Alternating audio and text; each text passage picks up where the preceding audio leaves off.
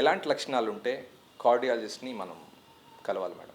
Heart attack లక్షణాలు Exactly. చెప్తాను. Somebody నిన్నటి వరకు కంఫర్టబుల్ ఒక అమౌంట్ ఆఫ్ పని చేసుకునే వాళ్ళు, but today same amount of activity there is significant chest pain. అంటే చెస్ట్ పెయిన్ ఎలా డిస్క్రైబ్ చేస్తారంటే సిగ్నిఫికెంట్ చెస్ట్ హెవీనెస్, ఛాతి మీద బరువు పెట్టినట్టు కానీ, ఆర్ బాగా పిండేసినట్టు కానీ, స్క్వీజింగ్ టైప్ ఆఫ్ పెయిన్ కానీ, ఒకసారి సివియర్ టేరింగ్ టైప్ కానీ, పెయిన్ దట్ విల్ అంటే పాకుతుంది అనమాట, కాన్స్టెంట్గా ఇక్కడే ఉండకుండా పాకుతుంది.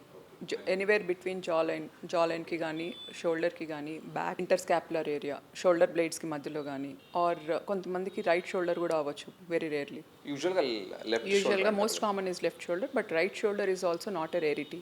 రైట్ షోల్డర్ కూడా అవ్వచ్చు. రైట్ షోల్డర్ వస్తే కూడా మనం జాగ్రత్తలు తీసుకోవాలి. అంటే జస్ట్ పెయిన్ కాదు, స్టాటిక్ పెయిన్ కాదు, మనం ఎగ్జర్షనల్ పెయిన్ అంటాం.